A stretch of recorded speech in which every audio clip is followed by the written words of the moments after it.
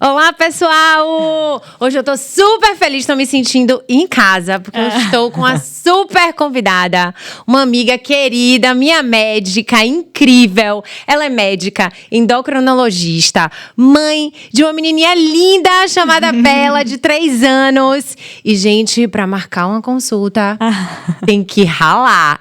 Só tem agenda agora pra janeiro. É isso mesmo. Sabe com quem eu tô, galera? Com a doutora Patrícia Salles! Uma honra estar com você, toda maravilhosa, linda. Paty, eu tô tão feliz, sabia que você tá Também, aqui? Tô me sentindo em casa. Também, duas.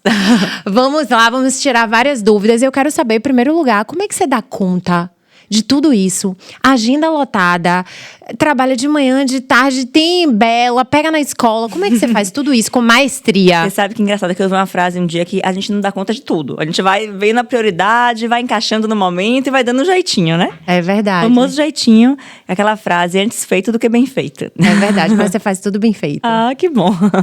Paty, eu queria muito falar, né, sobre esse assunto que toda mulher tem dúvida, a menopausa. Mas antes dela, tem a perimenopausa.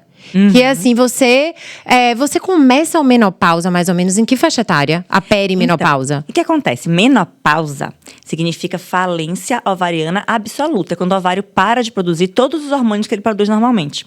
Só que você imagina que o ovário ele não vai parar de produzir o hormônio da noite pro dia. Né? Imagina, hoje tá tudo ótimo de produção hormonal, amanhã, parou de produzir. Não. O ovário ele vai diminuindo a produção hormonal gradativamente ao longo dos anos. E essa fase que o ovário começa a diminuir a produção hormonal, a gente chama de perimenopausa. A menopausa, ela marca o fim do período reprodutivo da mulher. E ela é caracterizada pela última menstruação.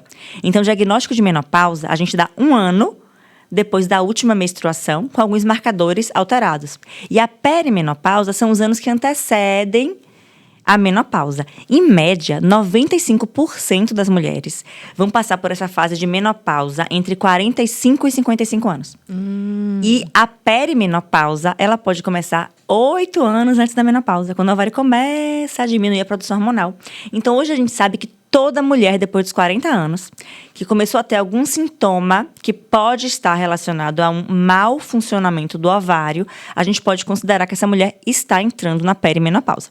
Certo. Agora eu tenho amigas, que são suas pacientes, inclusive, que começaram a ter essa menopausa. Não, na verdade, a menopausa com 30 e tantos anos. Uma menopausa antes dos 40 anos é considerada uma menopausa precoce. Angélica então, teve? Nesse caso, não, Angélica, eu acho que ela estava com mais de 40. Mais se de não me 40, foi. Aí, entre 40 e 45 já não é menopausa precoce. A grande maioria vai ser acima de 45 anos. Em média, a idade que a maioria das mulheres entra na menopausa é em torno de 51 anos. Né? Mas, acima de 45 já é considerada a maior parte de faixa de idade da mulher para entrar na menopausa. Entre 40 e 45, a gente considera a menopausa cedo, mas não é precoce. Menor do que 40 anos é uma menopausa precoce. E o que é interessante da menopausa precoce é porque, nesse caso, se a paciente não tiver contraindicação, é mandatório usar o hormônio até pelo menos 50 anos. A gestrinona? O hormônio da menopausa. Nesse caso, a gente usaria o estrógeno, a testosterona. Pensando em repor o hormônio que o ovário produz. E a mulher fica tranquila, normal? Fica bem. A gente tem que chegar numa dose de hormônio que a mulher volte a ficar plena. Uma reposição hormonal bem feita é aquela reposição hormonal que a mulher volta a ter qualidade de vida. Então, sempre individualizar. Ah, legal. E essa pessoa falou pra mim o seguinte, que a forma como você falou pra ela foi uma forma que ela falou, não, eu tô na menopausa, porque você fala assim, ai meu Deus, eu tô na menopausa, não. A gente tem que pensar que menopausa todo mundo vai entrar. É uma fase da vida da mulher. E tá mais cedo. Então não é uma coisa ruim. Não. É bom. Você tá envelhecendo. Tá entrando na menopausa. O importante é a gente entrar nessa fase com qualidade de vida, bem. E para isso, o estilo de vida é impactante. Agora, teve o Congresso Mundial de Menopausa. Eu ouvi uma frase que eu achei bem interessante. A gente tem que começar para ontem a se preparar para a menopausa. A preparar a massa muscular, a preparar a massa óssea, a preparar a função cerebral. A gente tem que, desde já, fazer atividade física, comer saudável, manejar estresse, viver o presente, se preparando para o futuro. Né? Então, isso é fundamental. É a gente cuidar do nosso corpo. Né? Para ontem, eu, você, porque está mais perto do que longe a menopausa. Com certeza, está mais perto, é verdade. Você chegou agora de Portugal, várias novidades. O que é que tinha, assim, de novidade no congresso? Eu achei, esse congresso é fantástico, ele acontece a cada 2 anos, é o Mundial de Menopausa. E eu acho fantástico, porque esse ano especial, eles abordaram muito o estilo de vida, né? Principalmente na cognição. A cognição é algo que a gente acaba não abordando tanto com a paciente. E é importantíssimo abordar, porque a mulher nessa fase de perimenopausa e menopausa, ela começa a ter alteração de cognição. Por exemplo, esquece palavras, tem mais dificuldade de aprendizado. Mas você imagina que há muito tempo atrás, uma mulher de 50 anos ficava em casa fazendo tricô. Hoje em dia, uma mulher de 50 anos está o quê? Começando a vida, trabalhando com um namorado novo. Olha a Cláudia Raia aí, grávida. Verdade. Então, a mulher de 50 anos, os 50 são os novos 30. Então, a cognição é fundamental. E a melhor forma de você preservar a sua cognição, que é a função cerebral, é começar agora. Comer bem, fazer atividade física, dormir, manejar seu sono e estimular o seu cérebro. Leitura é fundamental. Hoje a gente chega em casa do trabalho e faz o quê? Rede social. WhatsApp, Instagram, telefone celular, passa o quê? Meia hora, 40 minutos, 1 hora. Ninguém lê livro. Ninguém estimula mais esse cérebro pós o momento do trabalho. É importante a gente fazer isso. A gente pegar um livro para ler, aprender palavras diferentes, fazer palavra cruzada, se estimular, pensando em preservar sua função cerebral para o futuro. É a poupança do cérebro. Olha a dica aí, galera. E os homens também têm essa perimenopausa que chama andropausa, né? Eu costumo falar para minhas pacientes que a natureza é cruel com a mulher. Porque 100% das mulheres vão entrar na menopausa. Só 30% dos homens passam pela andropausa, que seria considerada uma menopausa masculina. E é mais tardiamente. Olha que absurdo. Tinha que ser o contrário. Eu nunca soube disso. Tinha que ser o contrário, né, Mia? Com certeza. A mulher tinha que ficar bem. E geralmente no homem, essa fase de andropausa, ela acontece mais tardiamente, em torno de 60, 65 anos. A mulher, em torno de 50, começa na vida. Todo mundo, 50 anos, como assim tô na menopausa? Então a gente tem que pensar em dar para essa mulher a qualidade de vida para ela ficar muito bem nessa fase de menopausa e no pós-menopausa também. Os homens também se cuidam, Paty?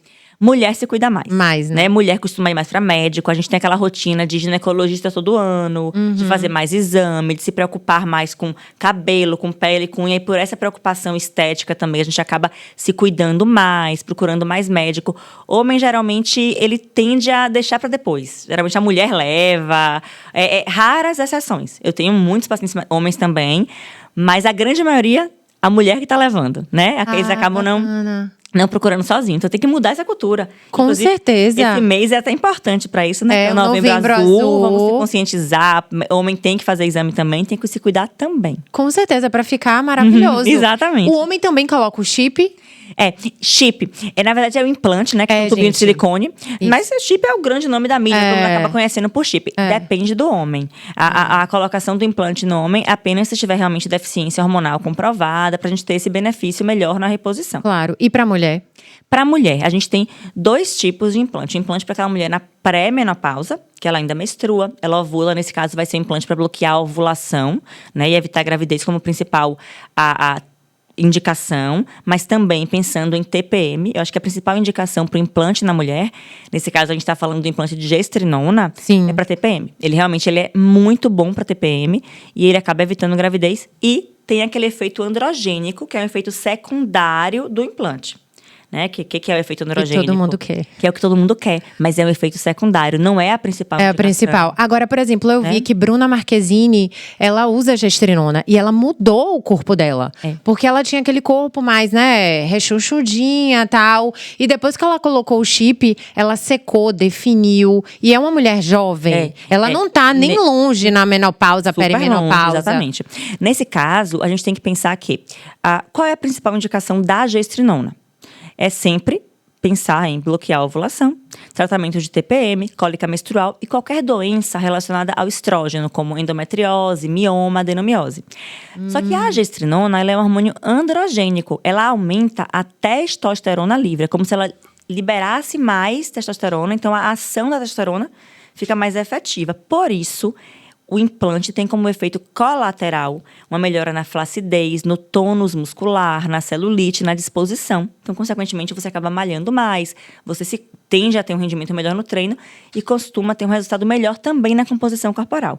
Mas esses efeitos são secundários do implante. Então, sempre pensar em colocar o implante pensando na indicação principal e tendo esse efeito de bônus. Mas, sozinho, não é milagroso. Tem que Claro. fazer atividade física. Olha, por exemplo, a Bruna Marquezine, que você falou. Olha o tanto que ela malha. É verdade. Ela malha, ela come bem. Então, não é o implante. O implante foi algo a mais. Foi a cereja do bolo. Ah, Né? entendi. E muito cuidado com os efeitos negativos. Por isso que eu falo que o implante tem que ser muito bem estudado, tem que olhar a paciente, ver os exames, ver as queixas da paciente e tratar efeito negativo, porque pode acontecer. Para a paciente ficar bem, sem nenhum efeito negativo, principalmente no cabelo e na pele. Claro, mas aí tem as injeções A gente vai intramusculares. tratando tudo. Fala um pouquinho sobre elas, Paty. Tem a de músculo, a de pele, cabelo e unha. A gente tem algumas opções de fazer, né? Em alguns consultórios médicos já fazem a vitamina intramuscular, que a gente consegue fazer uma dose um pouquinho maior para cada queixa da paciente. Então, uma que eu gosto muito é a de pele, cabelo e unha, que é a junção do Peel Food, que são nutrientes para pele, cabelo e unha, com silício e prolina. Então, a gente acaba usando naquela paciente que tem uma queda de cabelo mais intensa ou alguma alteração de visto de pele, que naquela mulher na menopausa, acaba sendo bem interessante. É verdade. Inclusive, eu fiz. E eu nem precisei hidratar mais o cabelo. Juro! Aí eu falei, gente, meu cabelo tá brilhoso. Eu tô fazendo também. Fica bem interessante. Fica. Melhora a textura. Da pele, né? É muito. E são várias também. vitaminas ali. São várias vitaminas, todas as vitaminas que a gente tem para cabelo. Vitamina B, tem o silício, tem a prolina, a biotina, então você acaba melhorando um pouquinho a textura. E por que intramuscular? Não dói, tá, gente? Porque as pessoas já perguntam, ai. A intramuscular a gente consegue colocar uma dose um pouquinho mais elevada do que a por via oral, não tem aquele mecanismo de degradação pelo estômago, a gente consegue ter um efeito um pouquinho mais efetivo. Mas isso a gente vai ver cada caso, depende de cada avaliação. Tem paciente que com a via oral vai ficar excelente, nem precisa fazer a intramuscular. Então a gente vai avaliando cada caso para chegar no tratamento correto para paciente. Você tem paciente criança? Eu não atendo criança. Não atende criança. Eu acabo passando para osmário. Eu atendo adolescente e adulto. Por sinal, ele vem, viu, gente? Tô super Daqui a feliz. pouco ele tá aqui. Com certeza. Sim, Paty, vamos falar. Quais são os tipos de chip? Implante. Primeiro a gente vai avaliar a idade da paciente, né? Então, assim, na pré-menopausa, aquela mulher que ainda menstrua, que deseja um método contraceptivo, a gente pode colocar a gestrinona. E temos também outros implantes apenas para bloquear a ovulação, como o Nomegestrol e o Elmetrin, que é o Nestorone. Uma mulher na menopausa, aí a gente vai avaliar para usar o estrógeno e, dependendo do caso, também a testosterona. Certo? Essa mulher na menopausa, eu achei interessante um artigo que eu li outro dia, falava bem interessante. Quando a gente fala em terapia hormonal da menopausa, acaba entrando todo hormônio no mesmo saco. Será que é tudo igual? É isso que eu ia te perguntar, né? Não usar mais terapia hormonal da menopausa. Por quê? Porque o hormônio, a gente tem diferentes vias de usar o hormônio. A gente pode usar ele por via oral, pelo gel, através do implante, doses diferentes e combinações diferentes de hormônio. Na menopausa, a gente pode usar o estrógeno sozinho, ou o estrógeno com a testosterona, dependendo da queixa da paciente. Dependendo da paciente, eu vou ter que colocar também uma fonte de progesterona, pensando em proteção desse endométrio do útero. Então, acaba que não entra todo mundo no mesmo efeito colateral, efeito positivo, né? E negativo. A gente tem que pensar que cada hormônio vai ter um efeito, cada via de hormônio vai ter um efeito positivo e negativo, e acabar tratando cada paciente de uma forma diferente. Dura quanto tempo? O implante, ele dura 1 ano. O implante que eu uso no meu consultório, eu trabalhei muito tempo com o Dr. Alcimar Coutinho, então, para mim, hoje, o implante dele para a menopausa, eu acho o mais efetivo, o mais seguro. Eu consigo ter mais a estabilidade hormonal ao longo de um ano. Eu consigo tirar, quando eu quiser tirar esse implante da paciente. Então, acho isso um argumento muito válido. Porém, tem pacientes que eu vou optar pelo usar através do gel. Então, cada paciente, a gente vai ter uma indicação de uso de hormônio e de via de hormônio também. Claro.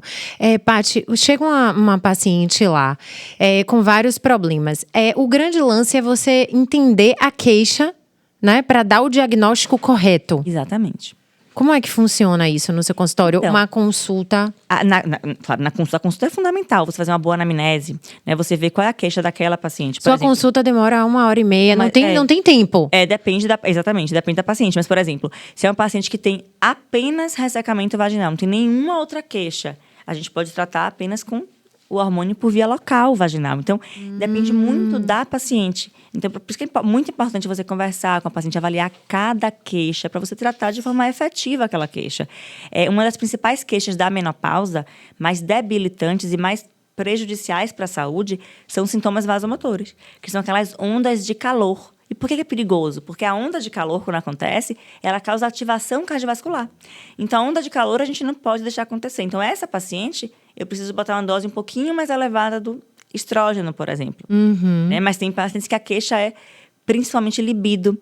E muita gente fala, mas só libido? A libido é importantíssima, a vida sexual da mulher é importante, né? Ela tá com a libido preservada, ela tá com a lubrificação vaginal adequada. O ressecamento vaginal, por exemplo, é um sintoma extremamente agressivo para a mulher. Sim. Eu tenho pacientes que falam, Patrícia, eu fico sentindo dor quando tô sentada, de tanto ressecada que eu tô. Então, isso também a gente tem que abordar de uma forma diferente, precisa botar uma dose de hormônio um pouquinho mais elevada.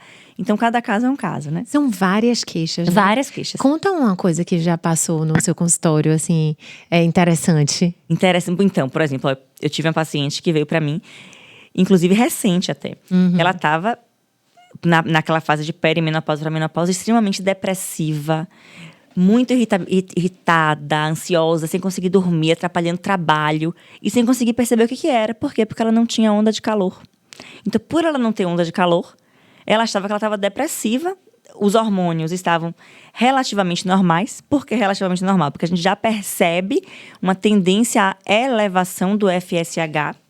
Porém, como ela ainda tinha menstruação, não tinha um FSH tão elevado a ponto da gente considerar uma falência ovariana, ela acabava sendo tratada como depressiva, indo para terapia, mas na verdade, quando ela chegou no meu consultório, que a gente olhou, ela tinha um FSH elevando, ela já tinha um espaçamento na menstruação, ela tinha sintomas clássicos de menopausa, exceto a onda de calor.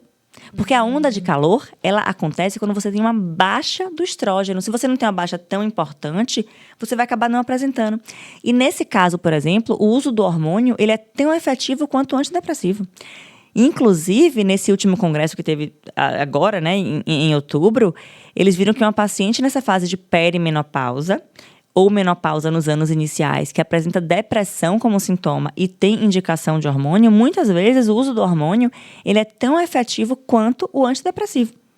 Então, a gente tem que pensar nessa possibilidade também. É um aliado. É um aliado, exatamente. E muita gente nem precisa do antidepressivo, a gente pode entrar com hormônio e avaliar como essa paciente vai ficar. Claro. Você sempre fala sobre exercício físico, qualidade de vida.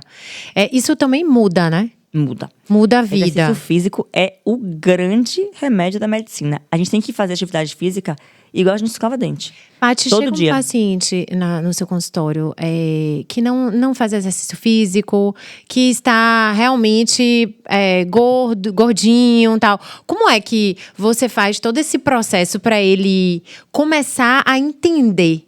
Porque é um entendimento, né? É um entendimento. A gente tem que chegar nesse paciente e mostrar para ele que o estilo de vida ele é impactante para a saúde, em qualquer fase da vida da mulher.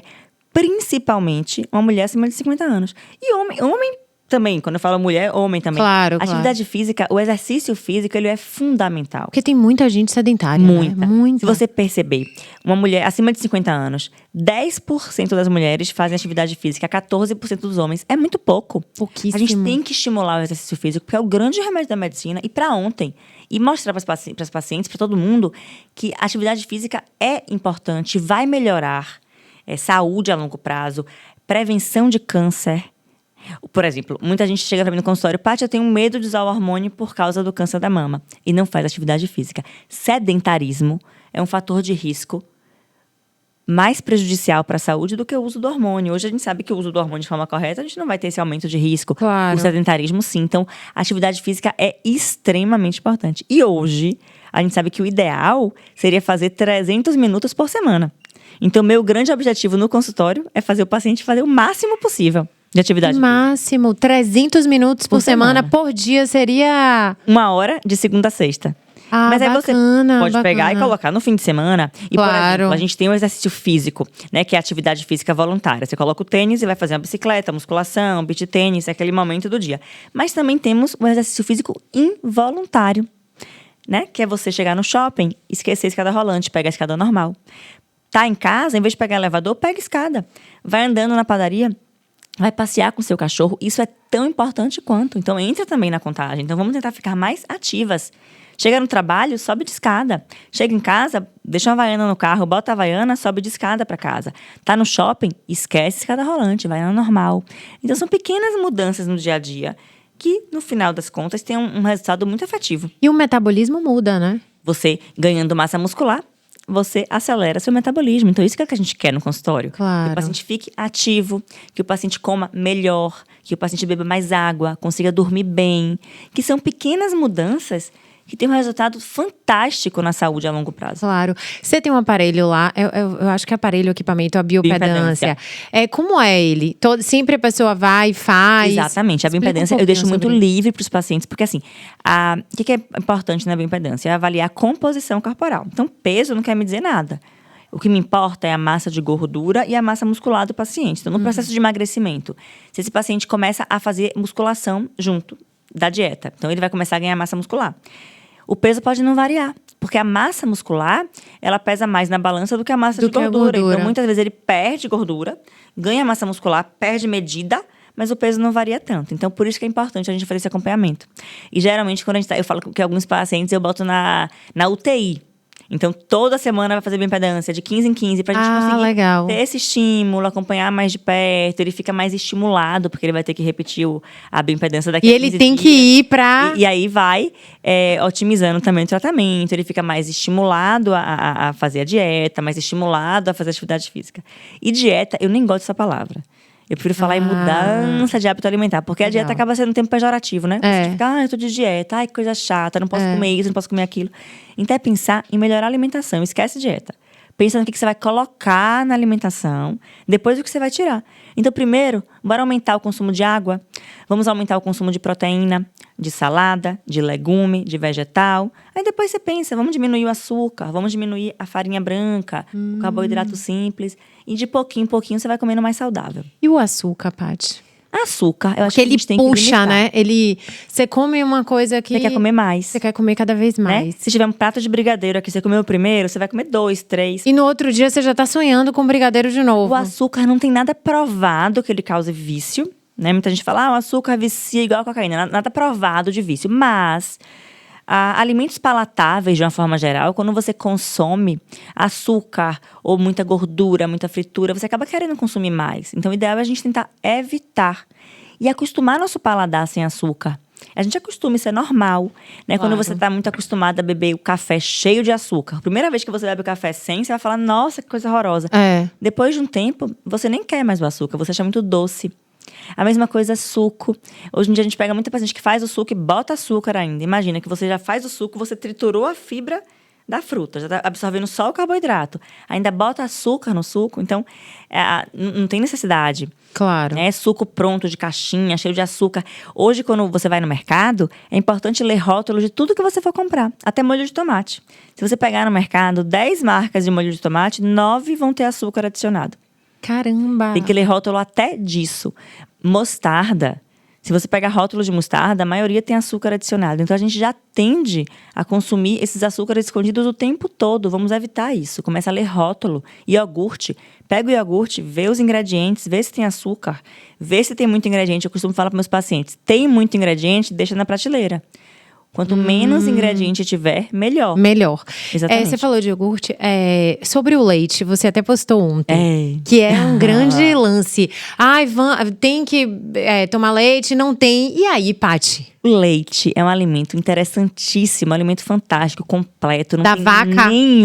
Leite da vaca. Eu, particularmente, na minha casa, eu uso leitinho levinho, todo dia. Adoro. Adoro, maravilhoso. Olha o rótulo, é só leite. É zero lactose, não? Você usa o normal mesmo? Eu não tenho intolerância à lactose. Então, eu acho que se você tem intolerância à lactose, aí você tem que usar algum leite que venha adicionado a enzima lactase ou evitar.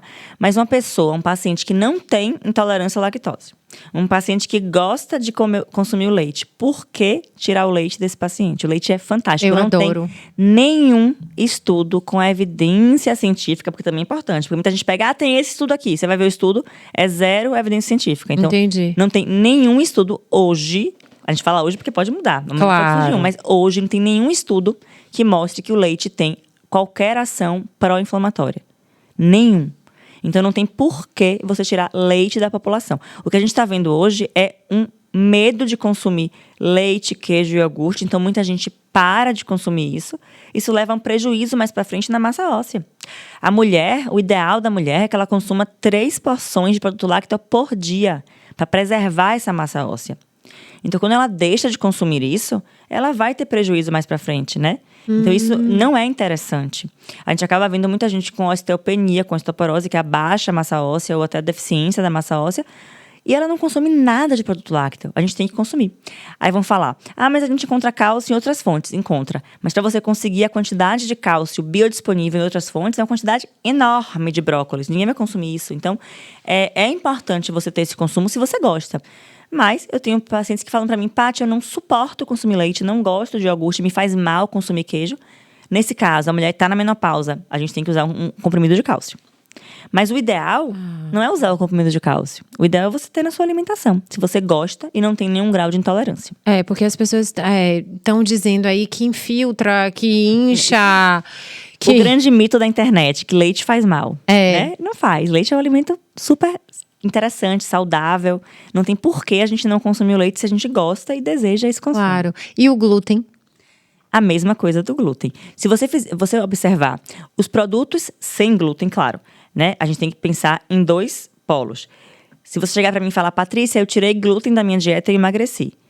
Foi por causa do glúten? Não, foi porque você tirou o McDonald's do fim de semana, você tirou pizza, você tirou a coxinha, você tirou muito o pão. Então, você emagreceu porque você restringiu as calorias da sua dieta. Não foi o glúten especificamente. Foi o fast food, foi a pizza em excesso. Você tirou essas coisas. Aí você começou a comer mais salada, mais legume, mais verdura, mais ovo, mais carne, mais peixe, que é a alimentação ideal. Eu falo para meus pacientes que hoje a gente tem uma alimentação high carb. Quando a gente começa a comer normal, a gente fala, nossa, eu tô comendo low carb. Na verdade, você tá comendo o carboidrato normal que todo mundo devia comer, né? Que é o alimento in natura. É você comer, fazer uma alimentação repleta de salada, de legume, de verdura, do ovo, do peixe, da carne, do frango, abacate, castanhas, as raízes. É comer comida de verdade, alimento in natura. Então, muitas vezes, quando você tira o glúten, você acaba tendo esse emagrecimento porque você substituiu o pão, a pizza, o hambúrguer pela abóbora, brócolis, ovo. Substituir o pão com queijo de manhã pelo omelete. Então, essas substituições levam ao emagrecimento. O glúten, se você não tem intolerância ao glúten, eu não vejo por que não consumir. Mas, claro, é pensar que os produtos que têm glúten acabam sendo, né, esses produtos. Com certeza. Que a gente faz na alimentação com alimento in natura, você acaba comendo muito menos o glúten, né? No dia a dia, se você faz a alimentação de manhã, ovo, fruta, no almoço, salada, legume, verdura, ovo, peixe, frango, lanche da tarde, um iogurte, o jantar, você repete o almoço, você praticamente não consumiu glúten no seu dia. Verdade. Mas, se você for no mercado e pegar produtos sem glúten, por exemplo, o pão sem glúten ou algum biscoito sem glúten, quando você vai ver comparando com produto com glúten, é até um pouco mais calórico. Então, não é restringir o glúten, é mudar a alimentação que vai te emagrecer. Junto com o exercício físico, com a vida saudável. Exatamente. Isso é importantíssimo. Importantíssimo. Quando a gente fala em emagrecimento ativo, aquela fase de emagrecimento ativo, o principal é a alimentação. A gente precisa chegar numa restrição calórica para conseguir ter esse emagrecimento. Só que muitas vezes é difícil, porque quem tem fome vai comer a parede da casa. Então, a gente tem que chegar numa alimentação que a paciente fique com saciedade preservada. Então, aumentar proteína, aumentar legumes, para que ela consiga ficar bem ao longo do dia. E resgatar a autoestima, né, Paty? Exatamente. Porque eu acho que é o grande lance. Devolver a autoestima para o paciente. Porque ela chega lá depressiva, gordinha. Exatamente, com a autoestima baixa. Sem então, libido. É importante você colocar essa autoestima. E mais importante do que essa fase de emagrecimento ativo é pensar na manutenção. Porque manter peso perdido é mais difícil do que emagrecer. E aí, sabe qual é a principal estratégia de manutenção de peso? Atividade física, exercício físico. É tão fácil, né? E a gente tem que buscar chegar no paciente, conversar com o paciente para que ele consiga, porque é exatamente isso. Imagina essa mulher com baixa autoestima, baixa libido, se sentindo mal com peso. É muito difícil ela ir para academia também. Ela colocar a roupa de malhar. Então, será que nesse momento, vamos focar no emagrecimento e colocar alguma atividade que ela consiga ter algum prazer? Nem que seja uma caminhada, uma dança, fazer um yoga em casa. Depois, com o tempo, ela vai conseguindo fazer alguma outra atividade física mais efetiva, né? Claro, Tem com que certeza. chegar nesse paciente para ela começar a voltar a ter autoestima. Isso é importante. E é essa conexão que eu queria saber. Como é que você consegue? Porque essa mulher, ela tá deprimida. Ela consegue lhe ouvir e começar a seguir um plano alimentar. Você dá um plano alimentar. Eu oriento muito a alimentação, mas eu gosto muito de associar o meu trabalho a uma nutricionista. Claro. Eu indico também, que eu acho importante, pra gente ver como é que tá essa alimentação. E abordar esse paciente é muito difícil, porque o paciente está fragilizado. Ele veio para você porque ele está... Por exemplo, hoje eu atendi uma paciente que ela veio para mim e falou: Patrícia, eu não consigo me olhar no espelho, porque eu tô me sentindo fora de mim, tô muito acima do meu peso. Oh, meu Deus. Fico irritada. Então, até para essa paciente começar a fazer uma dieta, começar A se gostar, demora. Então, por isso que é importante você tem de fato que indicar um nutricionista, tem que chegar nessa paciente. E muitas vezes o medicamento é fundamental. Não é para todo mundo, mas tem pacientes que a gente precisa usar o medicamento para ajudar nesse processo de emagrecimento. Claro. A adolescente também tem muito Adolescente isso, né? também. Inclusive agora, teve a Obesity Week, que é um dos principais congressos de obesidade do mundo, foi em San Diego, semana passada. Já foi liberado na bula do Ozempic, por exemplo, que hoje em dia é um medicamento que a gente acaba usando muito para auxílio nesse processo de emagrecimento, já foi liberado para adolescente.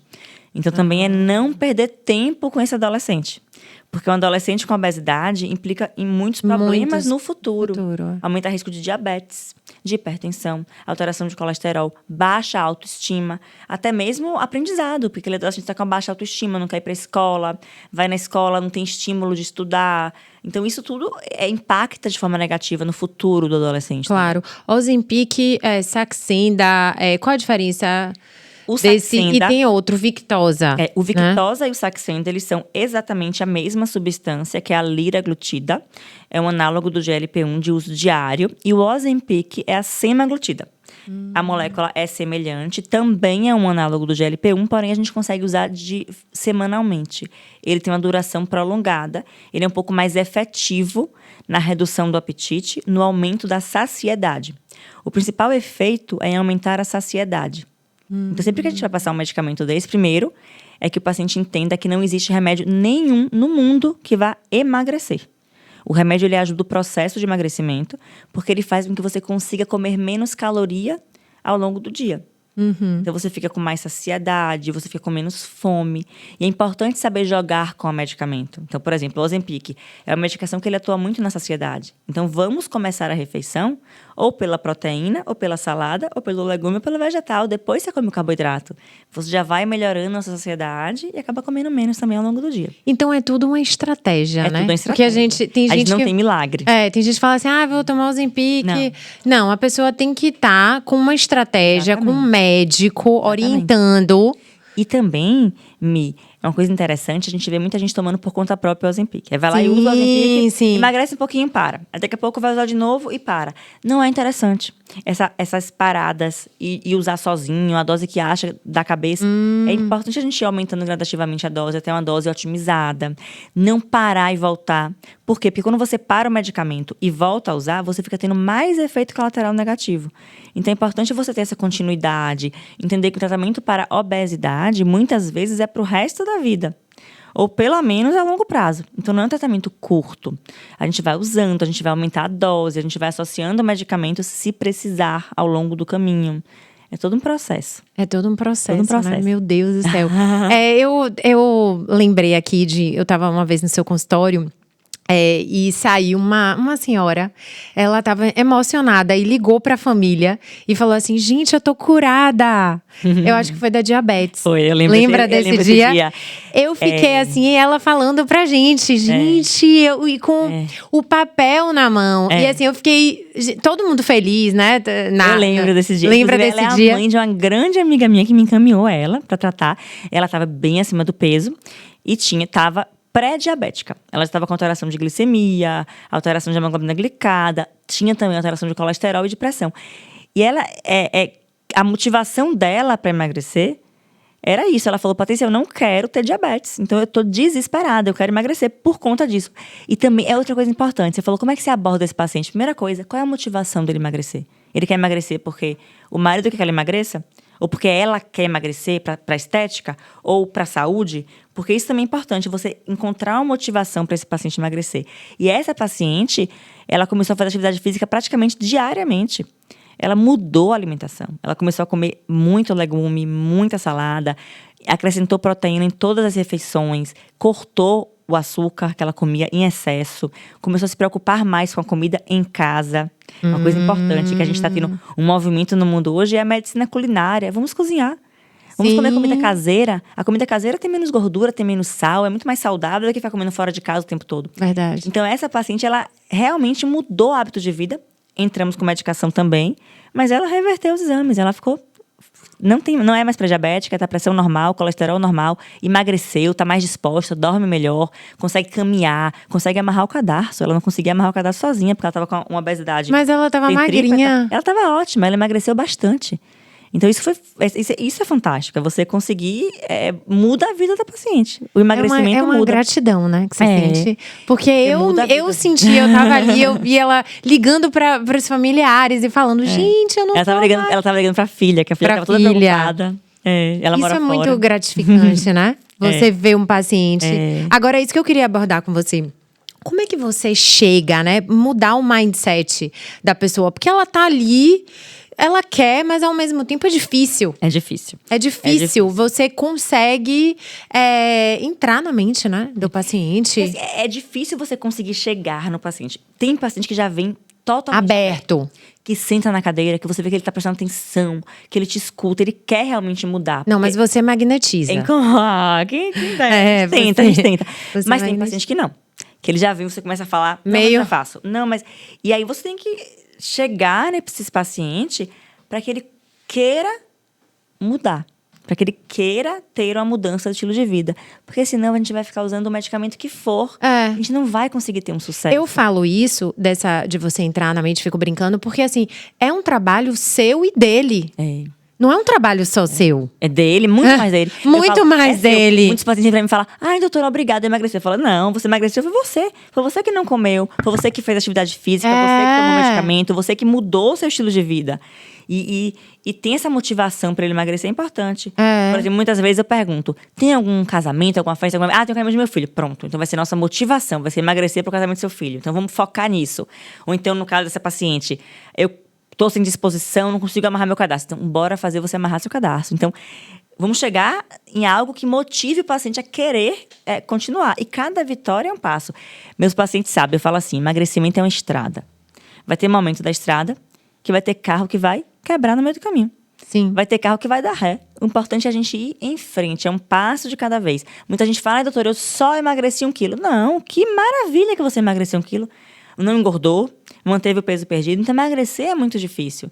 Paty, qual a maior dificuldade que você tem hoje dentro do consultório em relação a isso, tá? Em relação ao emagrecimento, A emagrecimento, a mudar o mindset. Qual é a.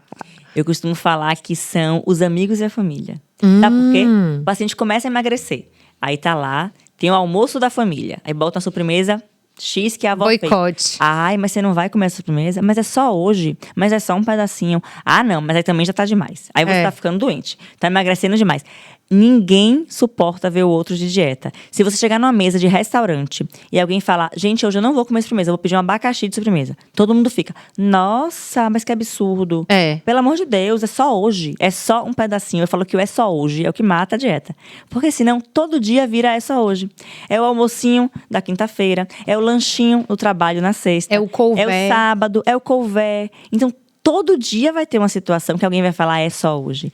Então, é importante que a família e os amigos tenham pena da pessoa. Falem, poxa, coitada, tá de dieta, tá se esforçando. Não vamos ficar insistindo, forçando. Claro. E eu falo para meus pacientes uma coisa. Eu falo, não fala que você tá de dieta. Não fala que você não quer sobremesa. Finge que você tá comendo. Mastiga devagar. Chega na hora de se servir, começa pela salada, pela proteína. Vai comendo devagar. Outra coisa que atrapalha, você chega numa mesa de bar com um amigo. Ah, eu não vou beber não, que eu tô de dieta. Eu ia dizer isso agora! Pelo amor de Deus, você tem que beber comigo. É. Aí eu falo pros meus pacientes, pede um copo de bebida alcoólica. E pede um copo igual e bota água. E fica fingindo, dá um golinho de bebida alcoólica, um golinho de água. Diminui o consumo. Então são várias estratégias, porque senão atrapalha. O meio que você convive…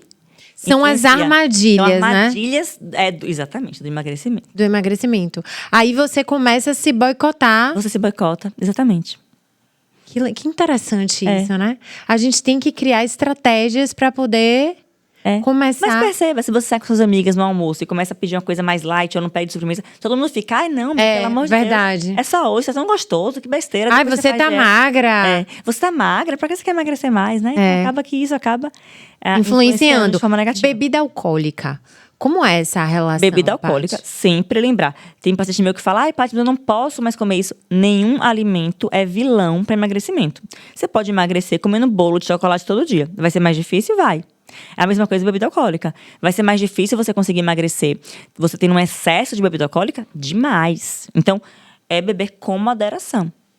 Eu sempre falo para meus pacientes, começa a intercalar um copo de bebida alcoólica, um copo de água. Bebida alcoólica e água, porque dessa forma você bebe menos do álcool. E a questão, muitas vezes, é que não é nem só o álcool, porque o álcool é muito calórico.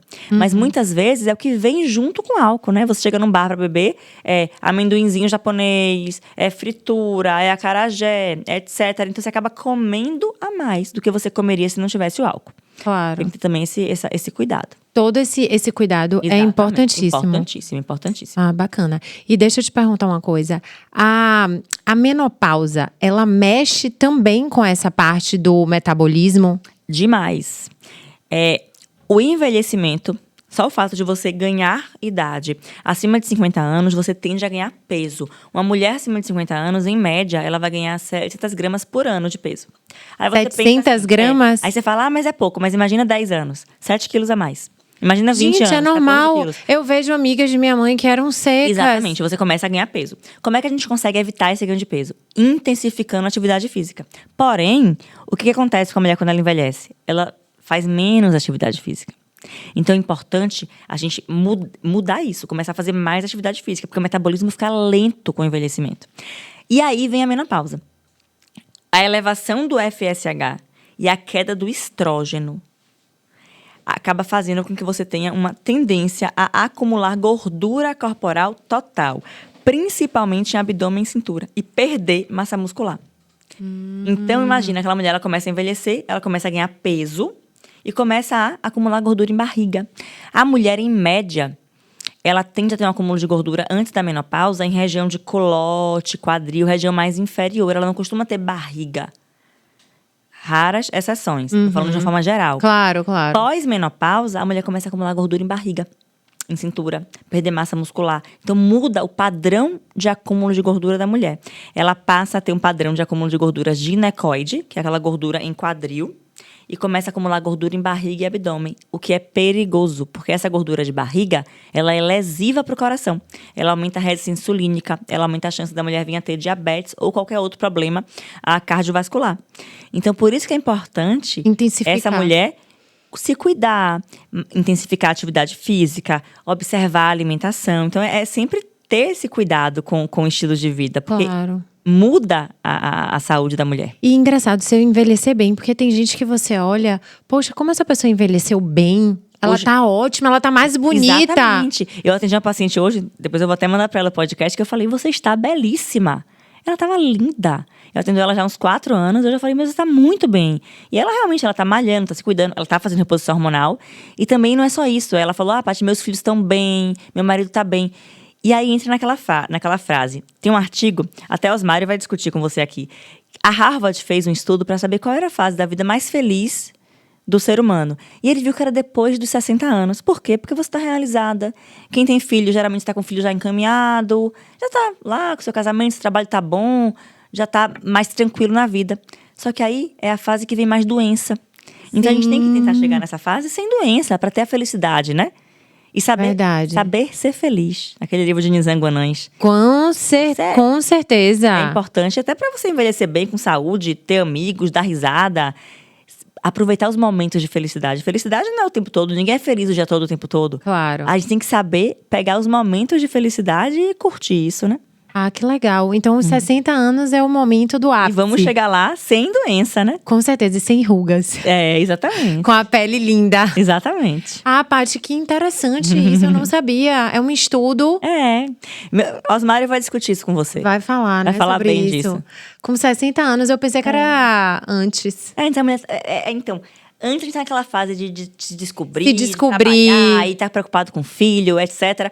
Geralmente, com 60 anos, o filho está encaminhado, você está mais tranquilo, já tem aquela maturidade. A maturidade traz felicidade também, né? Sim, verdade. Então, só que a gente tem que chegar nessa fase sem doença. É. Né? Eu aprendi uma frase com meu pai que ele falava: todo mundo vai ser idoso um dia na vida. Isso é inerente ao Fato. envelhecimento. É. Mas só vai ser velho quem não faz exercício físico. Porque quem não faz atividade física vai chegar na terceira idade sem conseguir levantar da cadeira. Tendo que usar andador, né? Não consegue fazer uma caminhada, não consegue descer uma escada. Então, a gente tem que se preocupar com a nossa velhice desde agora, né? Já começar a fazer atividade física. Então, o grande lance é você se cuidar, né? Fazer essa Exatamente. reposição que precisa, inerente, porque você vai envelhecer. O exercício físico, caminhar e sempre aumentar. Caminhar, que eu falo, Intensificar juntos, a né? atividade física, exatamente, é importante intensificar. Tentar ficar mais ativa. Fazer atividade física, o exercício físico voluntário, mas também ficar mais ativa ao longo do dia. Porque também, imagina, você fazer 1 hora de atividade física e ficar o resto do tempo sentada no sofá. É efetivo? Não. Não é. Bora ficar ativa, levanta, desce, vai andar no play, vai andar no shopping, vai andar na praia, vai na padaria andando, sobe de escada de vez em quando. E produzir, né? Porque a mente tem que Fazer estar… leitura, estimular sua mente, ler, conversar uma coisa diferente, né? Tudo isso é estímulo pra você, é importante. Com certeza. E sobre o preconceito de, tipo assim, eu não quero botar hormônio. Como é que você vê isso? Tem paciente realmente que não quer. Então, se ela não tem sintomas e nem que não sejam necessários o uso, não tem problema nenhum. A gente pode chegar tratar essa mulher de outra forma. Mas ela pode ser feliz Com certeza, a e gente vai ficar tratar bem. de outra forma, com outro tipo de suplementação. Mas tem paciente que realmente não vai ter jeito. Que Não tem vai ter muito jeito. sintoma, que tem muita onda de calor. Tem muito despertar noturno. Isso acaba fazendo ativação cardiovascular. Então, tem paciente que realmente vai ter muita indicação de hormônio. E o hormônio vai dar muita qualidade de vida. Sempre pensar que o hormônio tem que ser feito de forma muito segura. Na dose correta, o tipo de hormônio correto, a via de uso correto, para não trazer risco para essa paciente. Então, essa paciente vai ser muito bem acompanhada. Entendi. O implante é o chip da beleza? Chip da beleza é um termo que a mídia criou, até pejorativo. O chip da beleza que a mídia fala muito, ele é a gestrinona. Não é o hormônio da menopausa. Na menopausa, a gente faz reposição hormonal com estrógeno, que é o principal hormônio que a mulher perde na menopausa. Em alguns casos, a gente usa também a testosterona e a progesterona. Aí a gente vai usar, cada caso, cada caso uma dose e um tipo de progesterona diferente. Aí, esse a gente tem que ser muito bem avaliado, individualizar muito esse tratamento para essa mulher. Então o chip da beleza é o gestrinona. É a gestrinona. Que, na verdade, de chip da beleza não tem nada. Eu costumo falar que tem que ter muito cuidado com o uso, porque a dose inadequada pode causar muito efeito negativo. Pode causar a mulher ficar inchada, com acne, com queda de cabelo, né, com voz grossa, ficar mais cronizada. Então, e é o que a gente mais vê aí, né? O que a gente mais vê. O implante da gestrinona, ele tem que ser muito bem indicado na dose correta. E mesmo assim, na dose correta, tem paciente que vai responder mal. Porque na medicina tem uma frase famosa, que é raro, mas pode. E nem nunca, nem sempre. A gente nunca pode generalizar. Então, tem paciente que mesmo a gente colocando a dose correta, a dose adequada, vai ter efeito negativo. Então, a gente tem que saber manejar esses efeitos negativos. Paty, eu queria falar sobre queda de cabelo. Que é algo que, né, toda mulher tem. Exatamente. Ou tem no início… comum, né? E várias situações podem causar isso. Isso aí você trata também no consultório, né? Também. Dependendo do caso, eu indico uma boa dermatologista que é especialista em cabelo, mas tem causas endócrinas de queda de cabelo. Uma delas, por exemplo, é o uso de qualquer hormônio androgênico. Né? Exceto na menopausa. Na menopausa, quando a gente vai fazer a reposição da menopausa, o hormônio estrógeno. Porque na menopausa, a principal causa de alteração de cabelo na mulher é a falta do estrógeno. Então, quando a gente vai fazer a reposição hormonal nessa mulher, mesmo que a gente use junto a testosterona, isso não vai aumentar a queda, pelo contrário, vai melhorar. Porque tem o principal muita hormônio é o gente estrógeno. com muita dúvida sobre isso. Porque já tem queda de cabelo e usa aplique, usa… Se for a reposição da menopausa, com a dose otimizada de estrógeno, pode melhorar, não vai piorar. Agora, por exemplo, tem paciente que tem muita queda de cabelo usando hormônios androgênicos. Pode ser a gestrinona ou algum hormônio por fora, testosterona, oxandrolona. Isso causa muita queda de cabelo. Então, a gente tem que ver direitinho o que essa paciente está usando. Até excesso de vitamina. Eu costumo falar, excesso de vitamina, excesso de antioxidante tem efeito contrário. Tudo em excesso faz mal. A gente não deve usar nada em excesso. Porque a falta faz mal, mas o excesso também faz. Então, a gente tem que chegar no equilíbrio. Né, usar a dose adequada. Tem que ficar que nem você. É que nem você, linda. Maravilhosa. Paty, a gente tem um presentinho pra você aqui, ó, da The Pharmacy. Oh, que lindo. É um gloss e um creme pras mãos. Adoro creme pra mão, maravilhoso. Esse é de pêssego. É delicioso. E o gloss também. Maravilhoso. Mas seus pacientes também vão receber. Ó, que maravilha. Adorei. Paty, amei você estar Também. aqui. Adorei. Eu queria que você desse uma dica para as mulheres, os homens que estão assistindo agora, que estão lá desmotivados, precisando desse help, que eu já sei o que até que você vai falar, né? Exercício físico. Levanta da cadeira, joga água no rosto e vá fazer atividade física. Eu vou falar 3 dicas que eu falo para meus pacientes. Todas as Todo dicas. dia de manhã eu falo para elas: acorda de manhã e faz 3 coisas. Primeira coisa, mais básica de todas: beba água. A água é fundamental. Então, beba água o tempo todo. Tá cansado, beba água, vai comer. beber. Água é importantíssimo você manter o consumo adequado de água. Segunda coisa, otimize a alimentação. Coloque mais legume, mais salada, mais vegetal, mais proteína no seu dia. E a terceira coisa, fique ativo. Então, todo dia você repete essas 3 coisas, tá perfeito. Tem a quarta. Tem a quarta. Tá. Ai, doutora Patrícia. Amei, tem que ir. Amei também. Muito obrigada. Adorei. Você é incrível. Você que é maravilhosa. Um beijo grande. Obrigada beijo. de verdade, viu, por ter vindo. Gente, Adorei. siga o canal e obrigada.